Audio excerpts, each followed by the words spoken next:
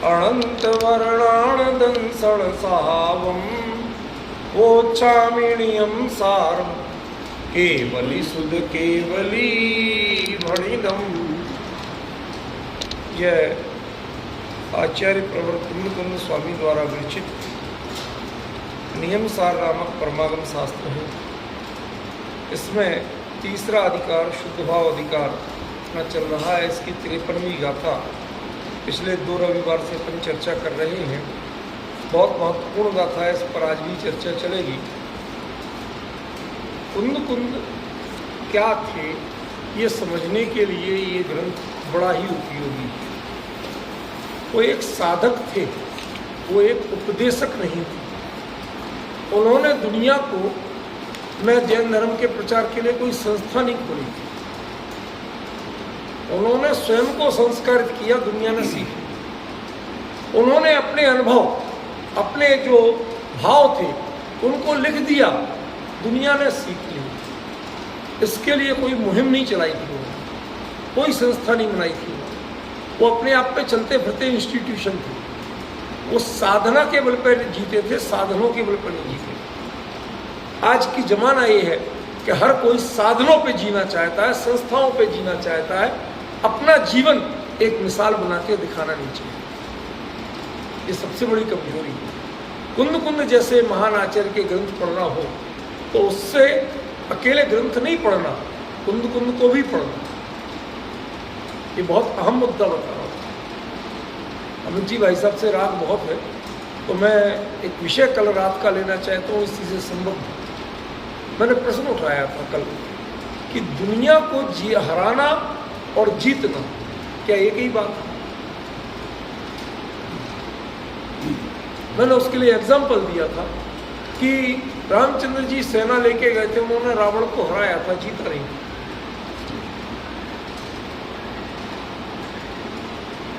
और यद्यपि हमारी आमना से मेल नहीं है, लेकिन हमें जो भी है उसको, तथ्य को तो स्वीकार करना पड़ेगा ना।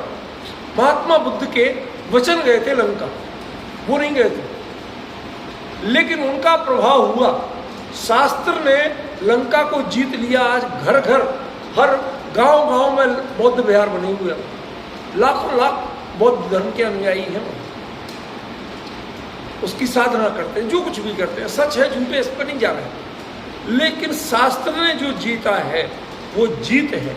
साधना से व्यक्ति, महावीर ने साधना से जीता, उन्होंने अपने कर्मों को जीता, दुनिया जीती गई, सारे लोग उनके अनुयायी बन गए।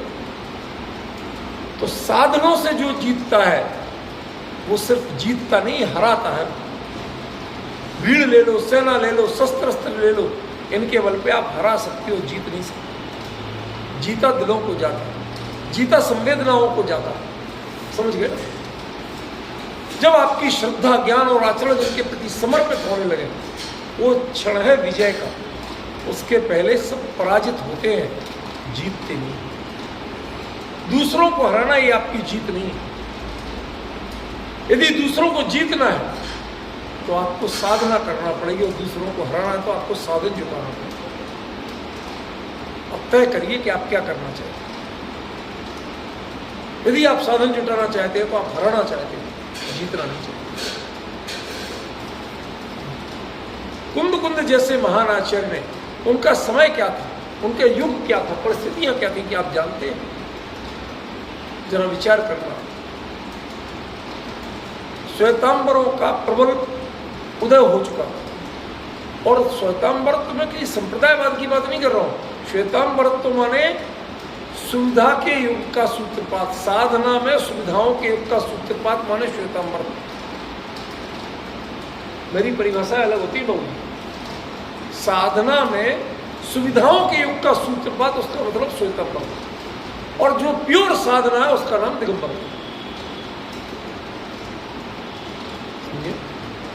हमारे लोग आज पढ़ते तो हैं, लेकिन उन्हें स्वयं चिंतन और ऐसी शब्दावली की आदत नहीं, सोच नहीं है, तो सीख। दिगंबर तो श्वेतांबर को आप संप्रदाय में लेते, कॉन्सेप्ट में लेना सीखिए। कॉन्सेप्ट क्या है? प्योर साधना दिगंबर, साधनाओं में सुविधाओं के युग का सूत्रपात श्वेतांबर। मैं इसका प्रैक्टिकल एग्जांपल बताऊंगा। कर सकते। यदि आप मंदिर में अकेला सामान्य पाठ रखोगे, गिनना कितने लोग आते, और आप खाना पीना जितना बड़े जोर शोर से हो, आप संख्या गिन लेंगे। ये है दिगंबरत्व श्वेतांबर। सुविधाएं बढ़ाइए, फॉलोअर बढ़ेंगे। मनुष्य के मन की कमजोरी है, वो धर्मात्मा बनना दिखना तो चाहता, बनना नहीं चाहता। सबसे बड़ी कमजोरी है, दिखना चाहता है, बनना नहीं चाहता। बनने में साधना करना पड़ेगी, दिखने में साधन चाहिए। समझे कि ये एक बड़ी भारी ऐसी हमारे जीवन की कमी है जिस पर हम विचार तक नहीं करते कर सकते। आप अपने पूजन करते हो, अपने लिए करते हो, खुशी के लिए करते हो, तन्मय होके करते हो, कोई जिम्मत नहीं, कोई जाने नहीं जाने, करे नहीं करे, बिल्कुल सही। लेकिन जब आप जता के करोगे, मैं इतना बड़ा डॉक्टर होके भी रोज पूजन करता हूँ, समझ लेना आपके आप टैक्स उतर चुके।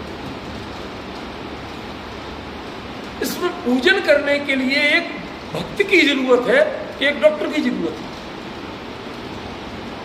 तय करिए ना, सेल्फ एनालिसिस करिए, असेसमेंट करिए अपना कि आप कहाँ जा रहे हैं, क्या कर रहे हैं।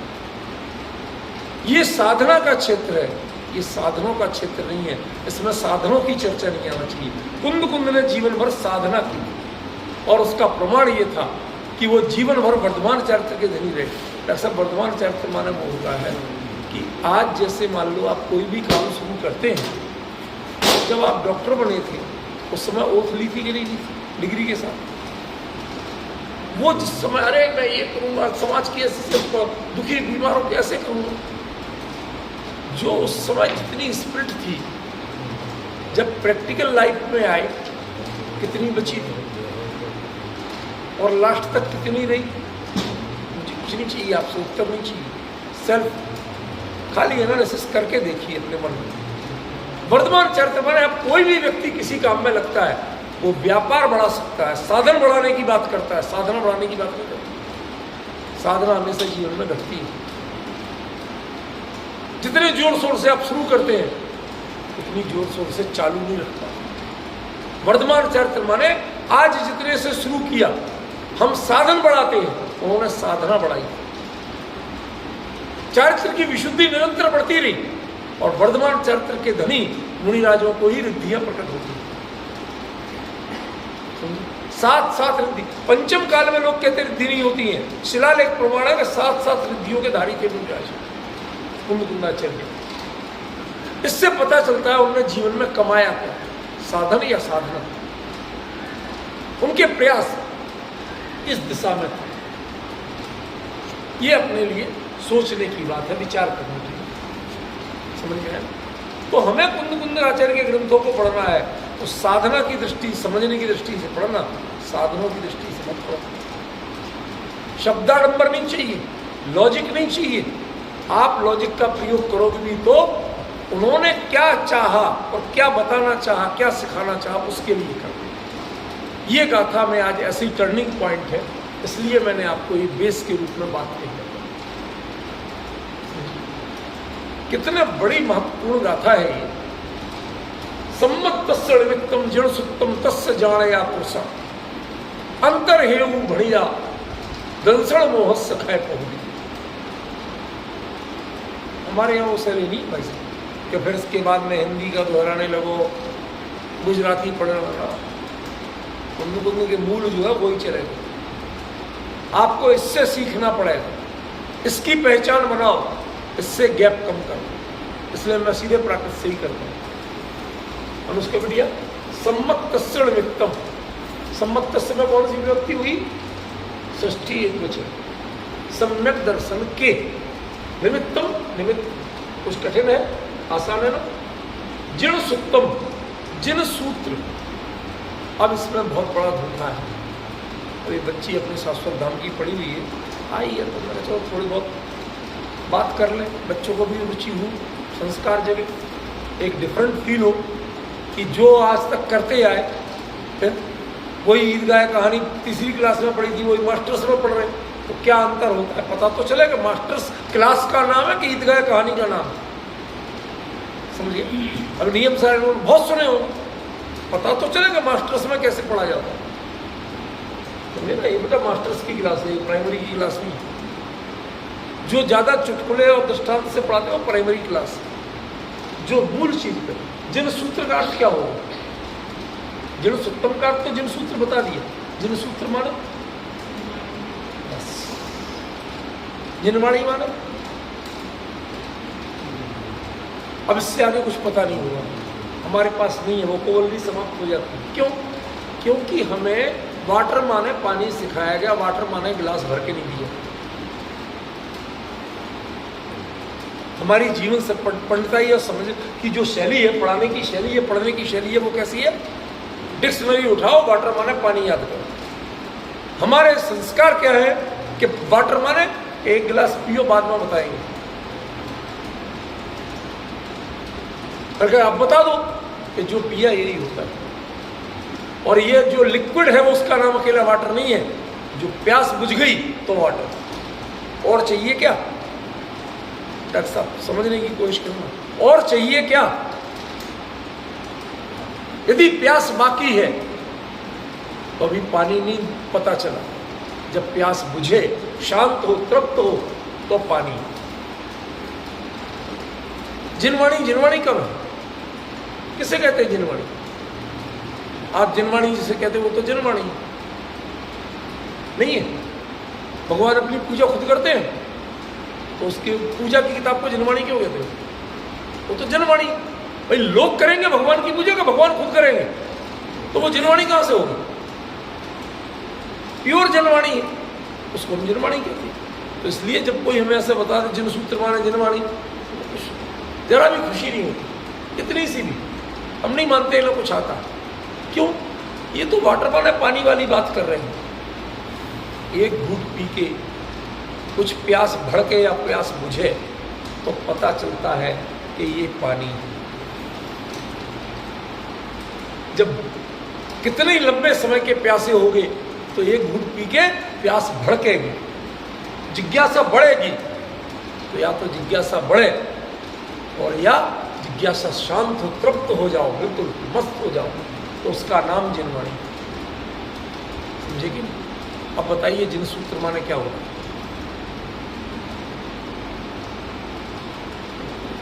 शब्दों के परिवारवाची नहीं होते हैं, शब्दों की परिभाषाएं होती हैं। व्हाट द डेफिनेशन ऑफ जिनवाणी, जिन सूत्र?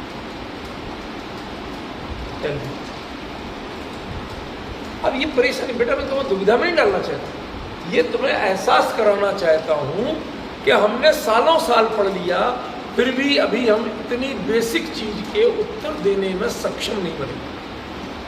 बताना ये चाहता हूं, हर्ट नहीं करना चाहता, ये नहीं करना चाहता हमें बहुत बड़ा विद्वान हूं, तुम्हें क्या आता, ये नहीं करना चाहते, भ्रम मत पालना।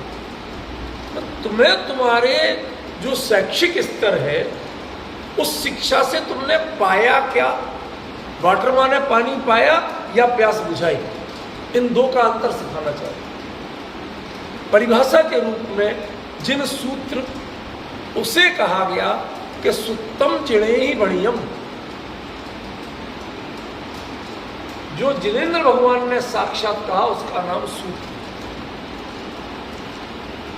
तो ये जो लिखा है जिनेंद्र भगवान ने नहीं कहा था, कहा भी था और नहीं भी कहा था। तो क्या मतलब? जिन सूत्र कब बनते हैं कि सामने वाले जीव कैसे बैठे हैं। दिव्य ध्वनि इसलिए नहीं होती है कि उनमें देवता लोग प्रयोग करते हैं या भगवान बोलते हैं, ये दिव्य ध्वनि परा नहीं है। जो सामने कितने ही वैर विरोध वाले बैठे हों, विपरीत मानसिकता वाले बैठे हों, वो अपनी कषाय भुला के मात्र तत्व समझने का प्रयास करते हैं, तब वो दिव्य ध्वनि बनती है। उसकी दिव्यता ये है, उसकी दिव्यता साउंड सिस्टम नहीं है। हम सोचते 18 महाभाषा 716 भाषा, ये सब इसके, ये तो जस्ट एक सुविधा है। सुविधा देने से, माफ करना, संयुक्त राष्ट्र संघ में खड़े होके वहां पर 180 भाषाओं में लाइव ट्रांसलेशन की व्यवस्था रहती कि नहीं रहती? अब वो रहती है तो उसमें खड़े होके कोई किसी को गालियां दे आए, कोई अनैतिकता की बात कहे आए, तो संयुक्त राष्ट्र में खड़े होकर बोला गया इससे पवित्र हो जाएगी। साधनों से पवित्र, साधनों से लौकिक महिमा आ सकती है। जो लौकिक महिमा से प्रभावित होता है वो अनाड़ी है। समझ गए? माइक सिस्टम कितना बेहतरीन है ये इंपॉर्टेंट नहीं है, उससे बोला क्या जा रहा है ये मोर देन इंपॉर्टेंट। माइक सुविधा अच्छा है, इसका लाभ कहाँ मिलेगा कि भाई मेरी आवाज लास्ट तक नहीं पहुंचती, नहीं बोल सकता था इतनी जोर से, लेकिन माइक सिस्टम है तो बोलो, मेरी बात वहां तक पहुंच पा रही, थैंक्स टू यू। ये इतने काम का है, लेकिन माइक सिस्टम को जिसने व्याख्यान समझ लिया, शास्त्र समझ लिया, तो बहुत ही भ्रम है। इसलिए जिन सूत्र जिनेंद्र के द्वारा कथित ही जिन सूत्र हैं, बाकी को क्यों नहीं कहा, ये लिखे हुए को क्यों नहीं कहा? परंपरा से तो बहुत कुछ माना जाता है, लेकिन जब तक आपकी पात्रता, आपकी सावधानी वो गुण ग्रहण की भावना से नहीं बनेगी, जब तक ये जिन सूत्र नहीं बनेंगे। ये जिन सूत्र तब कहलाएंगे कि जब आप इसके लायक हो।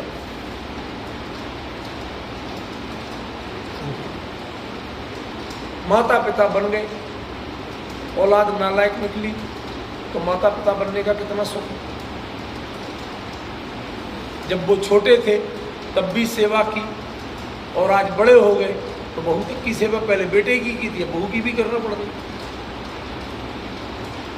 कोई नई बातें नहीं है बाबूजी, आजकल बड़ी कॉमन हो गई। बूढ़े माँ बाप घर में नौकरी का, अरे वर्ल्ड वाइड ये चलता है भाई साहब। आपके जितने बच्चे विदेश में रह रहे, आपको आया बना के बुलाते हैं, आपको कभी नहीं बुलाते। 6 महीने जब बच्चे होना होते हैं तो 3 महीने पहले और 6 महीने बाद आया चाहिए होती है। वहां आया बहुत महंगी है, तो बदले में माँ बाप बुलाए जाते हैं। और उतना टाइम जो ही बच्चे को कहीं रखा जा सकता है, छोड़ा जा सकता है, हम अपनी नौकरी जा सकते हैं, इस लायक होते हैं, तो घर की भी याद आ रही है। समझ गया? पहले यदि कोई घर में बुला, अरे कैसे बाबूजी इतनी जल्दी जाने नहीं देंगे हम, अभी तो आप आए हो। ये जो बाबूजी और भक्ति है ना, इसके पीछे अपने स्वार्थ कितने हैं और भक्ति कितनी है। शब्दों में भक्ति है, भावनाओं में क्या है वो बताओ, उसके बाद हम तय करेंगे कि तुम्हारी बात के पीछे कितनी दम है। ये आया बना के बुलाते हैं, ये कभी आपको माता पिता बना के सेवा के लिए नहीं, वो सेवा करवाने के लिए बुलाते हैं, सेवा करने के लिए बुलाते। ये युग बदला, तो मैं आपसे जानना चाहता हूं कि आप कितने बदले हैं, कितना युग बदला है। ये पंचम काल क्यों है, वो चौथा काल क्यों था? चौथा काल माने भगवान ने अपने समय पे भी बोला तो पूरे समय उसका रसास्वादन करते थे, चिंतन करते थे, मनन करते थे, अपने को सेल्फ अपग्रेड करते थे। जो सेल्फ अपग्रेडेशन की प्रोसेस है, उस सेल्फ अपग्रेडेशन की प्रोसेस से वो वचन जिन सूत्र बनते हैं। अब ये जिन सूत्र हैं या नहीं, तो उत्तर ये नहीं है कि ये जिन सूत्र हैं या नहीं, उत्तर ये है कि आप अपग्रेड होने को तैयार हो या नहीं। यदि आप अपग्रेड होने को तैयार हो तो ये जिन सूत्र हैं, और यदि आप अपग्रेड होने को तैयार नहीं हो तो ये मात्र शब्द हैं और कुछ नहीं। जिन सूत्र सम्यक दर्शन के निमित्त हैं, सम्यक दर्शन जिन सूत्रों को होना है कि जीवों को होना है, तो क्वालिटी किसमें चाहिए, प्रयास किसको करना है। पर आजकल तो प्रयास सम्यक दर्शन की कौन करता है? सारे प्रयास बन रहे हैं IAS बनाने के लिए, उनको प्रयास करें। समझिए ये कितना बड़ा ब्लंडर है, कितना बड़ा भ्रम फैलाया जा रहा है हमारे जीवन में। शब्द बहुत अच्छे चुनना, लेकिन उसके अनुरूप करना बिल्कुल नहीं। सर्वार्थ सिद्धि जय शब्द चुनवा, सर्वार्थ सिद्धि में आनंद, एक भी इंद्रिय विषय का सेवन नहीं करते, बहुत से बहुत अधिक करते हैं। तो तत्व चर्चा करते हैं, और उसे चाहे आप श्रवणेन्द्रिय के विषय का सेवन कह लो, चाहे तत्व चर्चा करो। भाई हम आप चर्चा कर रहे हैं, मैं बोल रहा हूं, तो मैं अपने मुख जो है उसका यूज़ कर रहा हूँ कि नहीं कर रहा हूँ? भैया मैं रसनेंद्री का या मुखेंद्री का यूज़ कर रहा हूँ, तो ये भी होगी। और आप कान का यूज़ कर रहे हैं कि नहीं कर रहे? जब तो सुनाई दे रहा, तो आप भी कह दो सब। इसको विषय सेवन नहीं कहते हैं। जब लक्ष्य पे फोकस हो, साधन पे फोकस नहीं हो, साधना पे फोकस हो, तो उसे विषय सेवन नहीं कहते हैं। जब साधन पे फोकस हो तो विषय सेवन नहीं। समझ में? कानों को मजा आ रहा कि नहीं? अरे उस तत्व जो हमें मिल रहा है उसमें आपको आनंद आ रहा कि नहीं? ये डिफरेंस आपको करना है। तो सम्यक दर्शन के निमित्त जो जिन सूत्र हैं, तो सिद्धांत क्या जानना कि जिन सूत्रों को सम्यक दर्शन नहीं होना है, क्यों होना है? नहीं होना। जिन सूत्रों को सम्यक दर्शन नहीं होना है, जिन सूत्र सम्यक दर्शन के निमित्त बनेंगे, मतलब जो सम्यक दृष्टि बनेगा उस वो प्रोसेस वहां घटना है। हम प्रोसेस यहां घटाना चाहते हैं। हम सोचते हैं हमने इनको ढोक दे ली, हमारा जीवन सफल हो गया। हमने भगवान को ढोक दे ली, जीवन सफल। अरे भले आदमी, चेंज योर सेल्फ। तुम कहां खड़े थे आज तक नहीं बदले, हम आज तक भगवान से वही भोग मांग रहे। महाराज कृपा, प्रभु की, श्री जी की असीम कृपा है। साहब घर में सब सुख शांति है, भरपूर समृद्धि है। बेटा इतना बड़ा ऑफिसर बन गया, बिटिया ऐसा हो गई, उनकी इतनी अच्छी शादी कर दी। क्या कह रहे हो आप? ये भगवान की ठेकेदारी है क्या? उनने किया, ये उनको यश दे रहे हो कि अपयश दे रहे हो? उनने जब दीक्षा ली थी, जब अपरिग्रही महाव्रती बने थे, नहीं बने थे? अपरिग्रही मन मेरे पास जब है नहीं तो मैं दूंगा क्या? अभी एक चीज बताना कि मैं एक और कहूं कि मेरी जेब में एक ढीला भी नहीं, और मैं आपके यहां आऊं और 10 लाख रुपए दे आऊं, तो आप समझदार होंगी तो सबसे पहले अपनी तिजोरी देखने जाएंगे। इसके पास तो माल था नहीं और ये देके जा रहा है।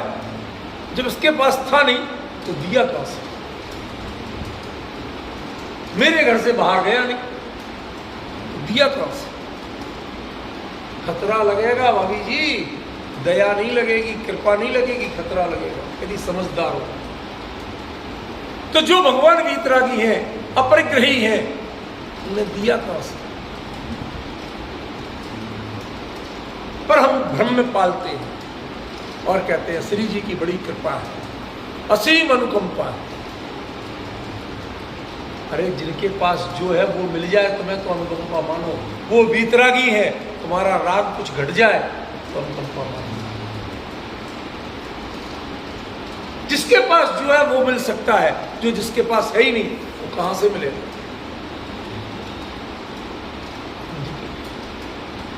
ये बड़ा गंभीर विषय है। जिन सूत्र कब बनेंगे? तो जब आप सम्यक दृष्टि बनोगे तो जिन सूत्र बनेंगे। जब तक आप सम्यक दृष्टि नहीं बनते हो तो जिन सूत्र नहीं बनेंगे। वो शब्द है, सूत्र नहीं। डिफरेंस समझिए बेटिया, क्या अंतर है? और तस्य जाने या पुरुषा, और जिन सूत्रों के जानकार पुरुष, मैंने उस दिन बताया था ये दो चीजें नहीं है, ये एक चीज। क्यों? सूत्र आपके सामने मौजूद है, हम समझना भी चाहते हैं, आत्मोत्थान करना चाहते हैं, लेकिन कोई इनको डिफाइन करके बताने वाला नहीं है कि ये कैसे किया, इनमें जो कहा उसका मतलब क्या। आपको कहा सम्यक दर्शन ज्ञान चरित्राणी मोक्ष मार्ग तत्वार्थ सूत्र का पहला सूत्र है कि नहीं? क्या समझिए? क्या सम्यक दर्शन ज्ञान चरित्राणी मोक्ष मार्ग तत्वार्थ सूत्र का पहला सूत्र है? ये समझिए। अब बताओ आप समझे कि नहीं समझे? आपने प्रॉपर उत्तर दिया है। नहीं वो ठीक है, मैं क्या कह रहा हूं, सम्यक दर्शन वास्तव में क्या होता है कुछ पकड़ में आया, सम्यक ज्ञान क्या होता है कुछ समझा, सम्यक चरित्र कैसे जीवन में आता है उसका मतलब क्या होता है कुछ समझे। कहते ये तो नहीं समझे, इतना समझे कि तत्वार्थ सूत्र का पहला सूत्र सम्यक दर्शन ज्ञान चरित्राणी मोक्ष मार्ग है। अब पास की फेल डॉक्टर साहब, अब ये दो तरह की एग्जामिनेशन सिस्टम है। आज का जो मॉडर्न सिस्टम है वो ये कहता है ये तत्वार्थ सूत्र का कौन सा सूत्र है, पहला, 7वां, 11वां, 29वां, 4 में से एक पर टिक कर। मैं कहता हूं कोई नहीं। What is the definition of samyak darshan, what is the process of samyak darshan, define मी। एक भी समझ जाओगे, उसका एहसास जग जाए, सम्यक दर्शन के 8 दोष क्या होते हैं, आपने आज तक दोष को दोष पहचाना? 8 वसुमधिकार बोलते ना, 8 प्रकार के मत को, कुल का मत आपका कभी छूटा? अरे हम जैन कुल में, हम फला के रिश्तेदार, कोई बहुत बड़े आदमी से कभी छूटा है? ये आइडेंटिफिकेशन देना हमने बंद की। आप अपनी पहचान खुद बन पाए, किसी ना किसी का मद हमें चढ़ा हुआ है, उससे हम अपना परिचय देते हैं गर्व से। इसका मतलब क्या है अमित जी भाई साहब, इसका मतलब क्या है कि सम्यक दर्शन ज्ञान चारित्राणी मोक्ष मार्ग में सम्यक दर्शन का मतलब आपको पता नहीं है। आप कैसे पास हो रहे हैं? सम्यक दर्शन ज्ञान चारित्राणी मोक्ष मार्ग तत्वार्थ सूत्र का पहला सूत्र है, इसके लेखक आचार्य विद्युत स्वामी है। ये OMR सीट से पास हो रहे हैं आप भाई साहब। OMR सीट अंगूठा टेक लोगों की सीट होती है, अनपढ़ों की सीट होती है, रट्टू तोतों की सीट होती है, समझदारों की सीट नहीं होती। जानता हूं OMR सीट क्या होती है?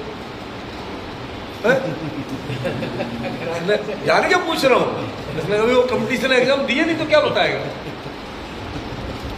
आजकल वो 4 उत्तर जैसे होते ना, तो उसमें वो एक डॉट पे कलर करना पड़ता है या टिक करना पड़ता है।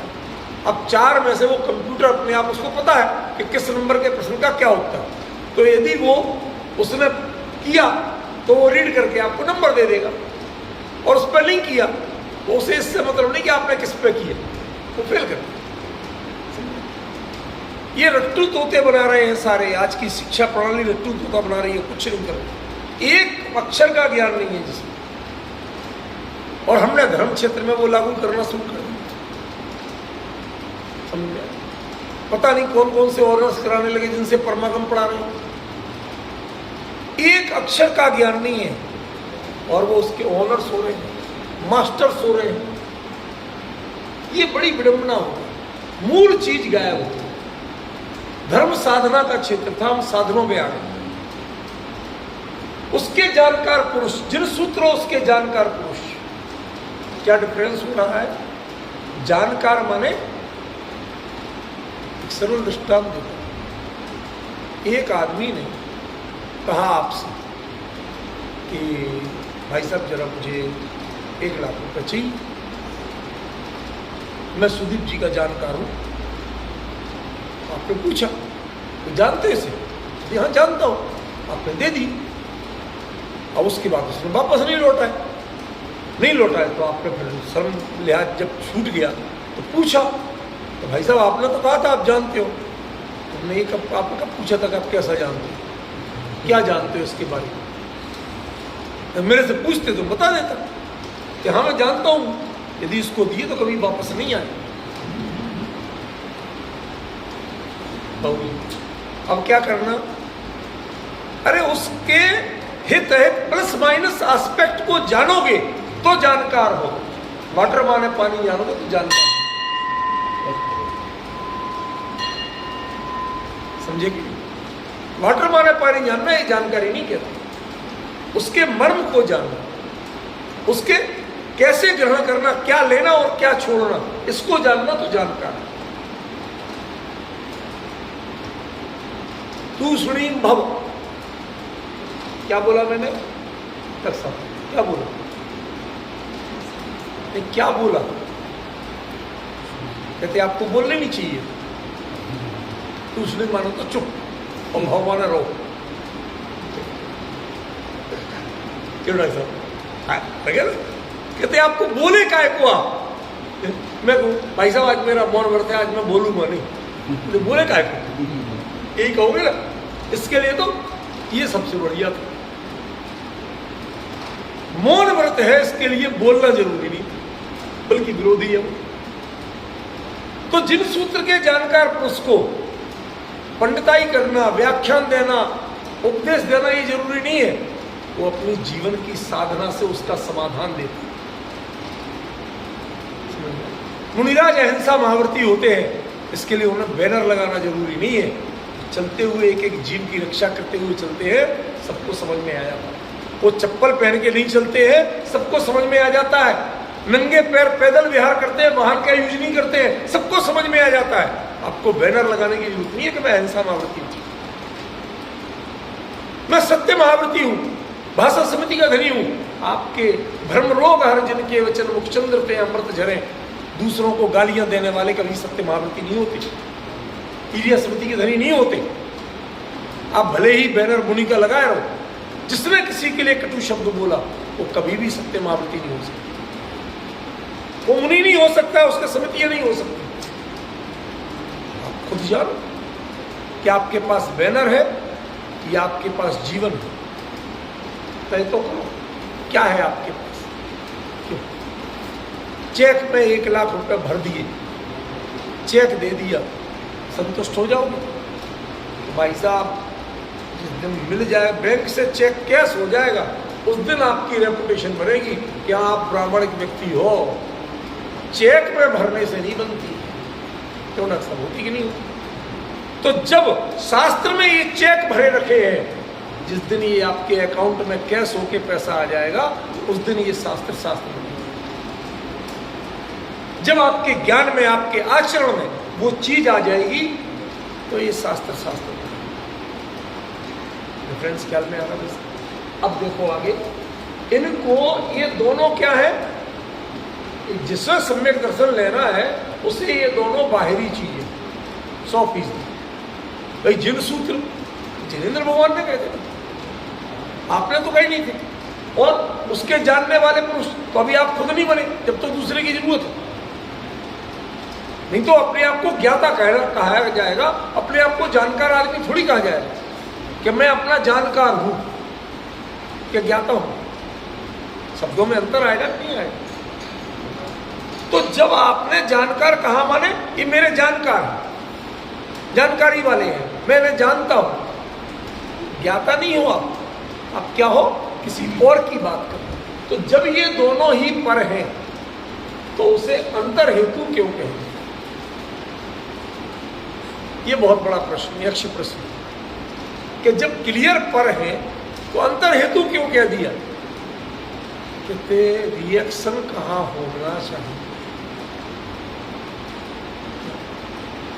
डॉक्टर साहब, जून के महीने में तेज धूप में और चलना पड़े या बैठा हो कोई और उसे पसीना नहीं आए, 50 टेम्परेचर, दोपहर का समय, कोई शैडो नहीं, छाया नहीं, और पसीना नहीं आए, तो क्या कहोगे? या तो मुर्दा को नहीं आए, या जिसकी कषाय इतनी शांत हो गई, बिल्कुल प्रशांत मुद्रा का, तो उसे नहीं है। या तो वो बहुत बड़ा साधक है और या मुर्दा है, तीसरा नहीं हो सकता, क्योंकि मुर्दा में पसीना नहीं है। या तो हम मुर्दे हैं कि जिन सूत्र सुन के भी हमारे अंदर कोई परिवर्तन नहीं, कहीं द्रवित नहीं होते हमारे परिणाम, हम सुन के तालियां बजा के चले जाते हैं। भाई साहब किस बात पर तालियां बजा? पिक्चरों में जिस समय मार कुटाई होती है तो नई पीढ़ी के लोग तालियां बजाते हैं, हिंसा हो रही है,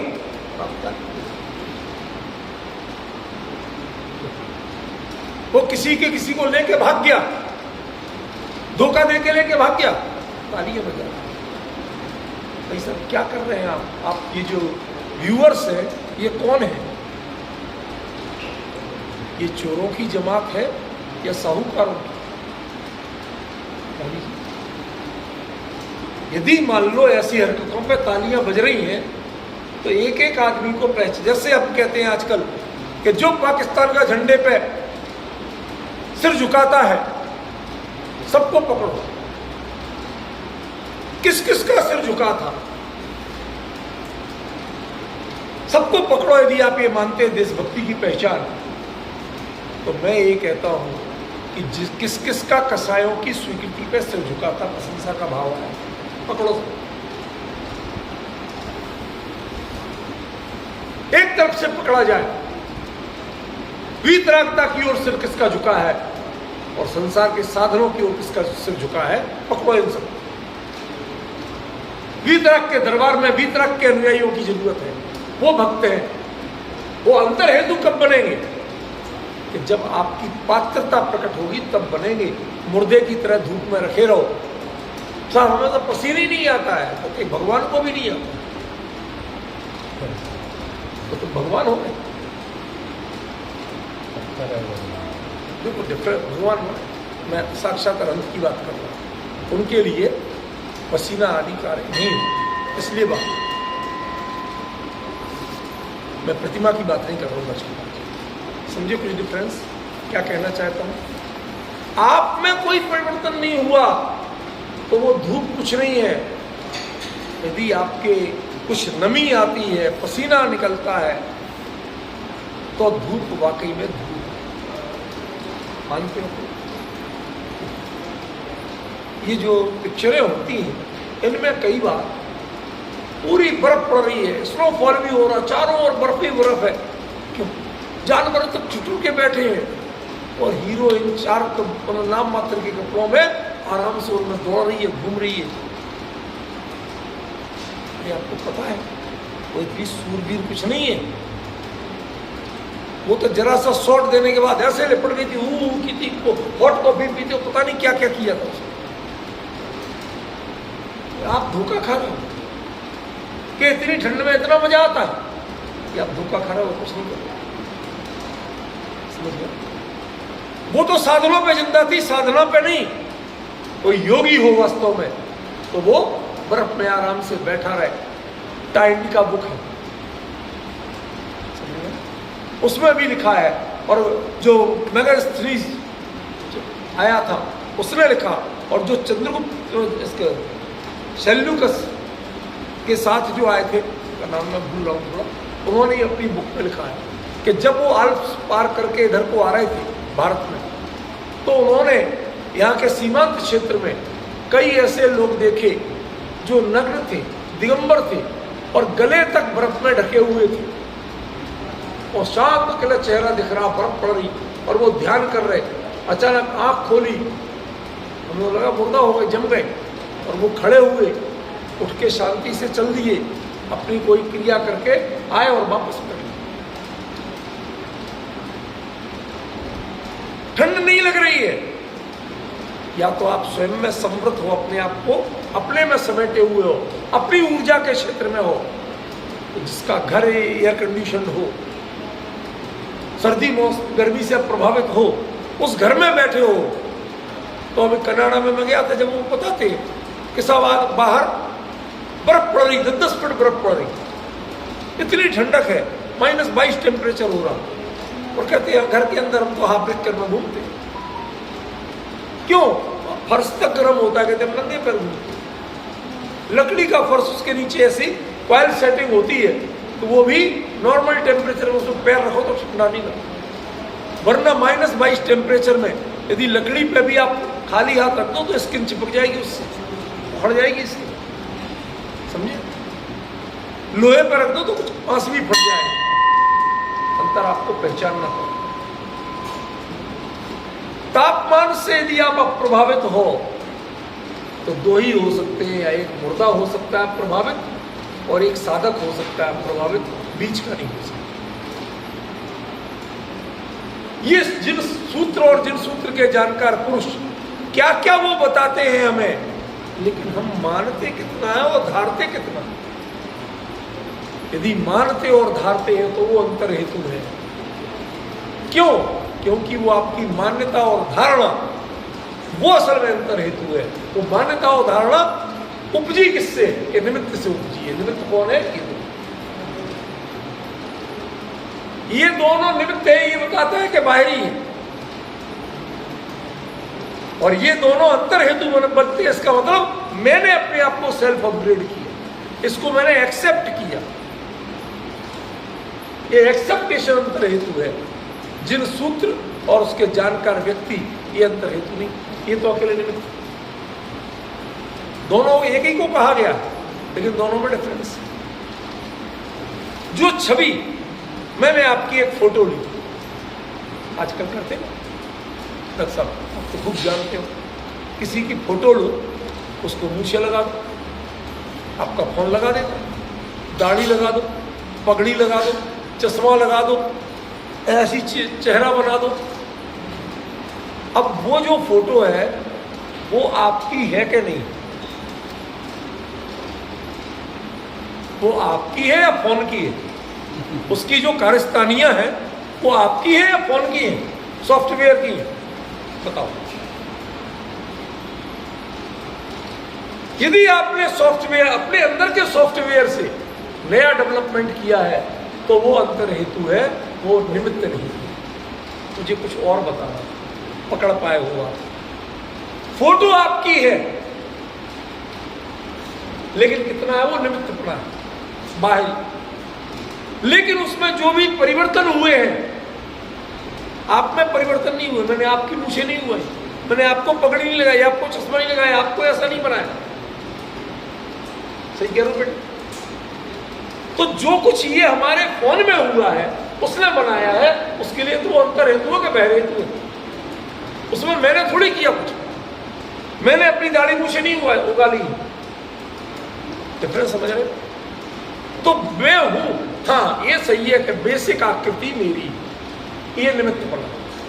बेसिक शब्द जिनवाणी के हैं, बेसिक शब्द ज्ञानियों का उपदेश है, ये निमित्त बना।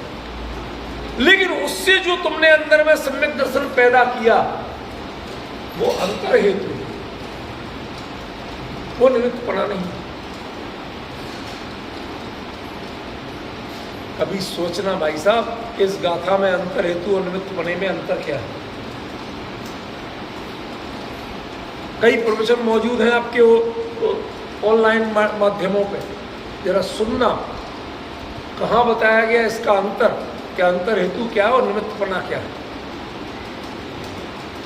फोटो आपकी ली गई है, इतना निमित्त बना है, लेकिन उसके बाद जो कुछ भी उसमें डेवलपमेंट किया गया है, हम काले को गोरा दिखा सकते हैं, गोरे को सांवला दिखा सकते हैं। भाई साहब एक निश्चित एंगल से लो, आपको कुछ दिखा देंगे, आप बिल्कुल जैसे हो वैसे बैठे रहो, आपको तेज क्रोधी दिखा देंगे, आपको क्षमाशील दिखा देंगे। ये एंगलों का अंतर है। तो ये एंगल कैमरे और व्यक्ति के विजन के होते हैं कि वस्तु के होते हैं? वस्तु तो वस्तु है, वो निमित्त बना है। और उसके बाद जो डेवलपमेंट हो रहा है आपके अंदर, जो समझ रहे हो, जो परिवर्तन आ रहे हैं, जो आपके मन में इमेजेस बन रही है, वो अंतर हेतु है, वो निमित्त बना नहीं। आई डोंट नो कि आप लोग कितना इस बात को प्रॉपरली समझ पाए। मैं इसका दावा नहीं कर रहा हूँ, मैं समझा ही दूंगा, ये भी दावा नहीं कर रहा हूँ, लेकिन मैं अपनी ओर से प्रयास पूरा, ठीक है ना। अब देखिए, अंदर हेऊ भड़िदा, ये भड़िदा क्यों कहना पड़ा? इसलिए कहना पड़ा कि कुंद कुंद जानते थे कि उनके सामने राइवल बहुत है। व्यक्ति की बाद में बहुत पूजा होने लगती है। जो जीते जी माँ बाप को नहीं पूजते हैं, वो मरने के बाद उनके धूपबत्ती जरूर लगाते हैं। परेशानी समझ रहे? आजकल की मूर्ता बता रहा हूं। जीते जी पूजते नहीं है, अरे पूछते नहीं है, पूजते तो बहुत दूर की बात है, और मरने के बाद धूपबत्ती जरूर लगाते हैं। कहीं ऐसी स्थिति तो नहीं है? बराबरी के लोग जब हम अपने एक दूसरे को एक जैसा समझते हैं, अरे हमारे चाचा का, ताऊ का, मामा का, फूफा का ये लगता है, हम बिल्कुल अपने को इक्वल समझते हैं। व्यक्ति, उसका स्टैंडर्ड, उसके पद से तो हम जल्दी मानने लगते हैं, अरे साहब वो प्रधानमंत्री बन गया, वो राष्ट्रपति बन गया, वो मंत्री बन गया, वो IAS बन गया, इनसे तो हम पहचान बहुत जल्दी करने लगते हैं। बाकी अपने आप को उनसे नजदीक दिखाने के लिए ये हमारा फला लगता है। ये भ्रम मत पालिए। जितना लगता है करोगे, उतना उसका असली मूल्यांकन नहीं कर पाओगे। क्योंकि रिश्ते भौतिक हैं, रिश्ते संबंधों के हैं, रिश्ते सांसारिक हैं, रिश्ते आत्मिक नहीं हुआ। कुंद के काल में भी ये विडंबना थी कि सामने वाले लोग कई विरोध करने वाले भी थे, तर्क देने में उनसे अच्छे भी हो सकते थे।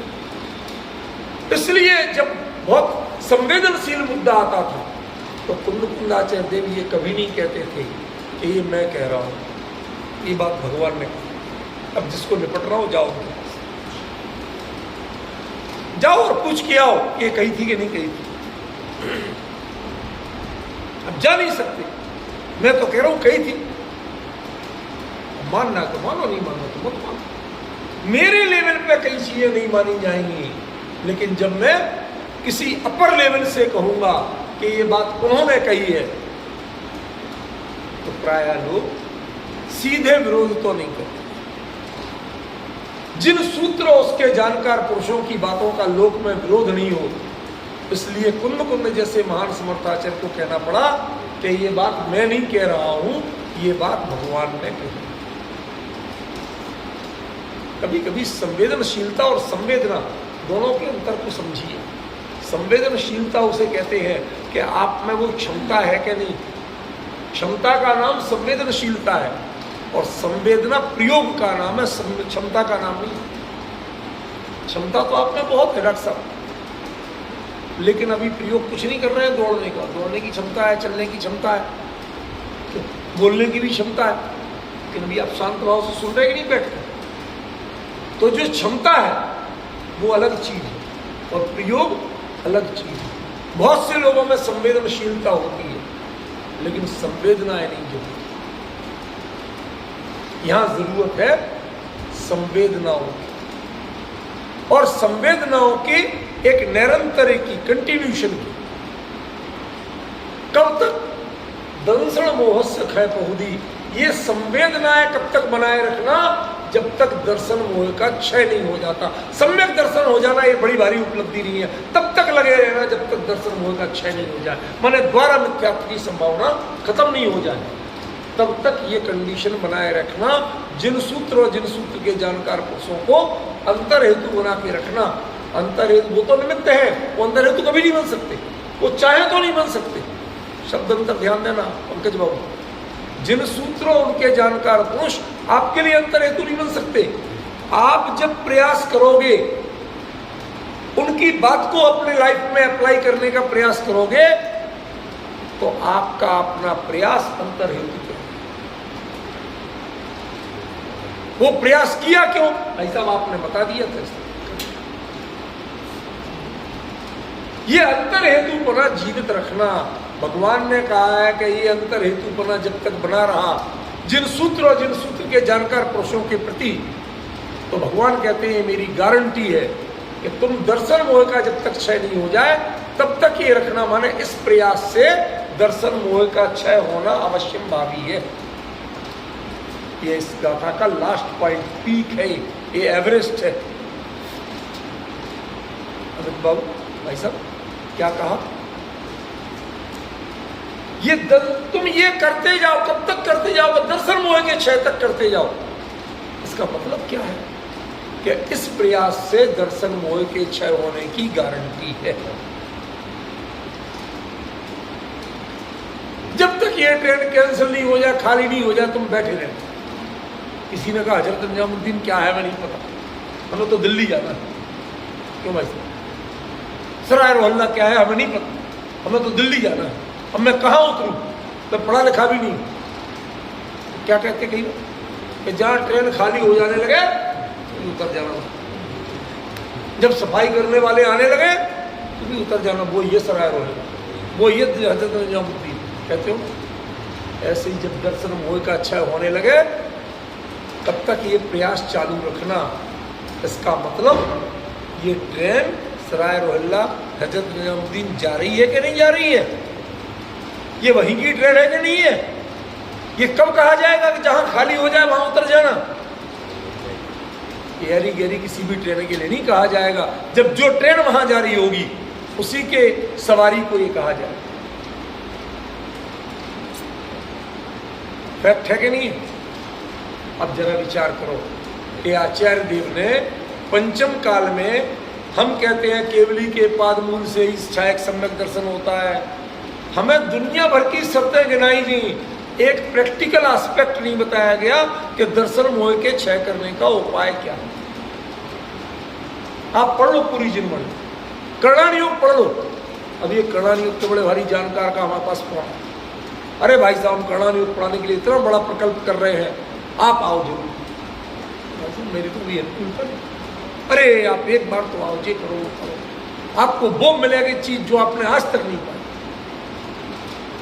हमने कहा भाई साहब मुझे एक चीज, यही बात पूछी, दर्शन मोह के क्षय का एक प्रैक्टिकल एस्पेक्ट बता, मैं आ जाऊंगा, चाहे लाख काम छोड़ के। अरे वो केवली का पाकबूल होना चाहिए, तुम कहाँ से लाओगे, तुम दोगे, तुम्हारे यहाँ है शिविर में, वो तो नहीं है। और क्या चाहिए, उन्होंने कई कारण गिनाए, एक के बाद एक कारण गिनाए।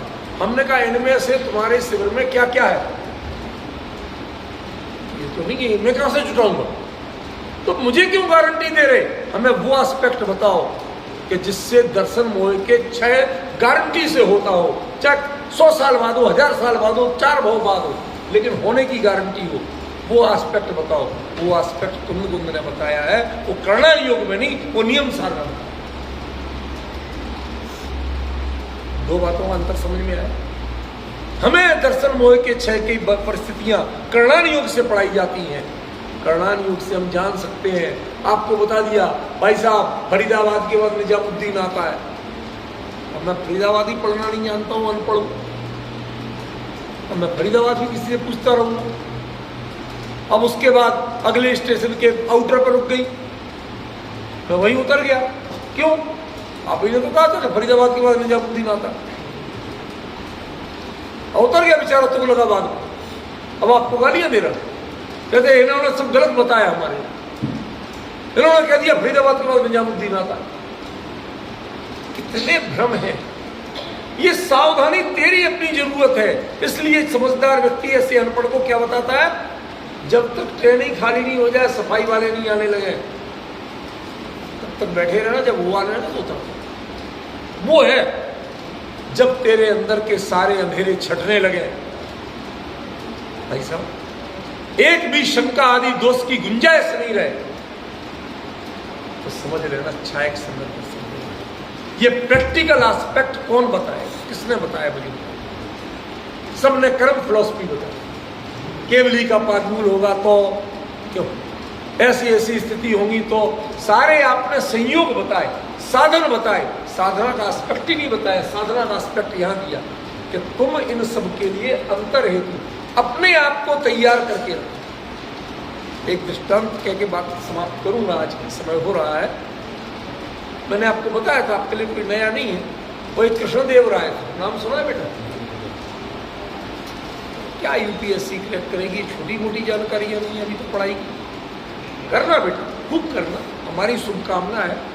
लेकिन पढ़ने वाले असल में जो हमारे, मैं आपको प्रैक्टिकल एस्पेक्ट बता रहा हूँ अमित जी, हमारे जेएनयू के पास का, हमारे यूनिवर्सिटी के पास क्लियरी, तो वहाँ पर जो लोग रात के 2-2 बजे तक चाय वाली की टपरी के नीचे बैठ के चाय पी रहे, इधर उधर की बकवास कर रहे, एक साइंस का, एक इंजीनियरिंग का, एक मेडिकल का, सब अलग अलग लाइन के बैठे, कि यार तुम्हारी दोस्ती किस काम की, तुम तो एक दूसरे को जानते नहीं हो, इसीलिए तो दोस्ती है कि मुझे उसमें सब पूछे जाने हैं।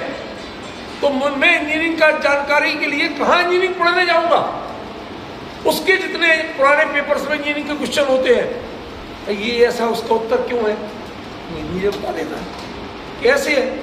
तो मेडिकल का ऐसा क्यों है, वो मेडिकल स्टूडेंट बता देता है। कहते कोचिंग में बड़े बड़े जो आते हैं, वो लाखों की फीस मेरे पास नहीं है, वो टपरी वाले गारंटी से क्रैक करते हैं।